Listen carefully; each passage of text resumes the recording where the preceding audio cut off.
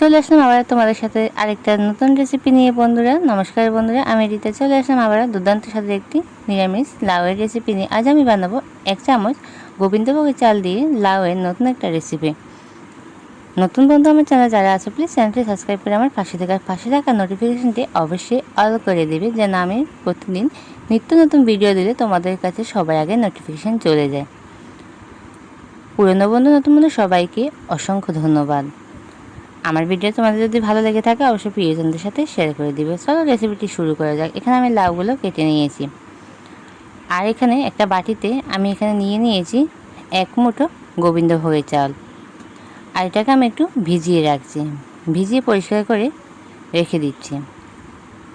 এখানে একটা কড়াইতে আমি দিয়ে দিচ্ছি হচ্ছে সর্ষের তেল। সর্ষের তেলটা গরম হয়ে যাওয়ার পর এখানে আমি দিয়ে দিচ্ছি হচ্ছে গোটা সর্ষে অল্প, তারপর দিয়ে দিচ্ছি কেটে রাখা লাউগুলো দিয়ে এভাবে করে আমি একটু হালকা নাড়াচাড়া করে ভেজে নেব। একদম লো টু মিডিয়ামে রেখে বন্ধুরা রান্নাটা কিন্তু করতে হবে। আর এই গরমের সময় লাউয়ের রেসিপি খুবই শরীরের জন্য খুবই ভালো, ঠান্ডা একটি রেসিপি, আমাদের শরীরের জন্য কিন্তু খুবই ভালো। আর দেখো আমি এটাকে 1 মিনিটের মতো একটু ভেজে নেওয়ার পর অল্প একটুখানি লবণ আর একটু হিং দিয়েছি, দিয়ে খুব ভালোভাবে এটাকে আবারও নাড়াচাড়া করে নিচ্ছি। যে কোনো নিরামিষ রান্নায় হিংটা দিলে কিন্তু ফ্লেভারটা দারুণ আসে খেতে। তারপর এটাকে আমি আবারও 2 মিনিটের মতো লাউটাকে কষিয়ে নেব। লাউটাকে তোমরা চাইলে আরও পাতলা করে বা আরও ছোটো সাইজ করেও কিন্তু কেটে নিতে পারো। আমি এটাকে খুব ভালোভাবে 2 মিনিটের মতো কিন্তু কষিয়ে নেব। লাউটাকে খুব ভালোভাবে কষিয়ে নেওয়ার পর আমি এখানে দিয়ে দেবো হচ্ছে জল। আমি এখানে অল্প পরিমাণে একটু জল দিয়ে দিচ্ছি। জলটা দিয়ে হালকা একটু নাড়াচাড়া করে নিচ্ছি, নিয়ে আমি এটাকে একটু ঢাকা দিয়ে রাখবো 4 মিনিটের জন্য। ফিরে আসি 4 মিনিট পর। 4 মিনিট পর ঢাকাটা সরিয়ে তোমাদেরকে দেখাচ্ছি। দেখো লাউ কিন্তু একদম পারফেক্টভাবে সেদ্ধ হয়ে গেছে। আর লাউ কিন্তু বন্ধুরা সেদ্ধ হতে বেশিটা সময় লাগে না। লাউটা সেদ্ধ হয়ে যাবে, আমি এটাকে নামিয়ে নেব।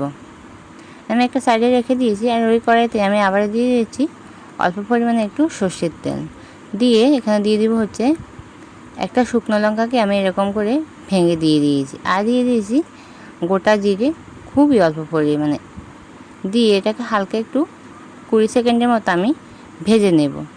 ভেজে নিয়ে এখানে একটা টমেটো দিয়ে দিচ্ছি একটা ছোটো সাইজের টমেটো।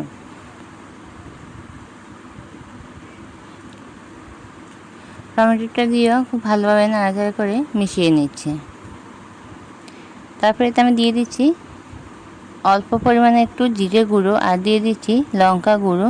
আমি কিন্তু বন্ধুরা এখানে আধা চা চামচও ব্যবহার করিনি, আধা চা চামচের চাইতেও খুব অল্প পরিমাণে ব্যবহার করছি।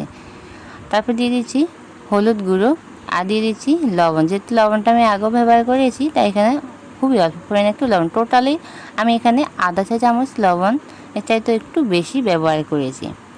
তারপর সিদ্ধ করে রাখা লাউগুলো দিয়ে আবার অল্প পরিমাণে একটু জল দিয়ে নাড়াচাড়া করে নিচ্ছি। আর এই পর্যায়ে হচ্ছে বন্ধুরা এখানে আমি স্বাদের জন্য অল্প পরিমাণে একটু চিনি ব্যবহার করেছি। আর যে চালটা আমি ভিজিয়ে রেখেছিলাম ওই চালটা আমি একটা পেস্ট তৈরি করে রেখেছি।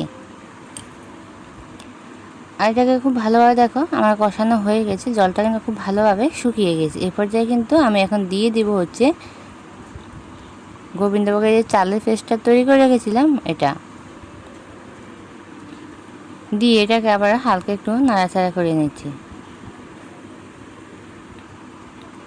দেখতে পাচ্ছ কালারটাও কিন্তু দুর্দান্ত হয়েছে বন্ধুরা। এই রেসিপিটি খেতে অসাধারণ হয়েছে। এটি কিন্তু আমাদের শরীরের জন্য খুবই উপকারী লাউয়ের, আর এটা খেতেও কিন্তু বন্ধুরা দুর্দান্ত হয়। একদম কম সময়ে তোমরা কিন্তু এই রেসিপিটি তৈরি করে নিতে পারো। মাত্র হাতে যদি 15 মিনিট সময় থাকে না, তোমরা এই রেসিপিটি ঝটপট বানিয়ে সবাইকে দিতে পারো। সবাই তোমার প্রশংসায় পঞ্চমুখ হবে, এতটাই দুর্দান্ত হয় খেতে। দেখো আমার রান্নাটা কিন্তু পুরোপুরি কমপ্লিট হয়ে গেছে, আমি একটা বাটিতে নামিয়ে নিয়েছি। সকল বন্ধুকে অসংখ্য ধন্যবাদ এতটা সময় ধৈর্য ধরে আমার সাথে সম্পূর্ণ ভিডিওটা দেখার জন্য। আর তোমাদের সুন্দর সুন্দর কমেন্টে বলে যাবে আমার রেসিপি তোমাদের কেমন লাগে। আমার চ্যানেলে আরও এরকম অনেক ধরনের ভিডিও আছে, তোমরা চাইলে কিন্তু বন্ধুরা সেটি দেখতে পারো। আর বেশি ভালো লেগে থাকলে আমার ভিডিওটি একটা হাইপ করে দিবে, তোমাদের প্রিয়জনদের সাথে শেয়ার করে দিবে। সকল বন্ধুকে অসংখ্য ধন্যবাদ। দেখা হবে আবার নতুন একটা রেসিপির সাথে। ততক্ষণ সবাই ভালো থাকবে, সুস্থ থাকবে, সাবধানে থাকবে। অনেক অনেক ভালোবাসা তোমাদেরকে।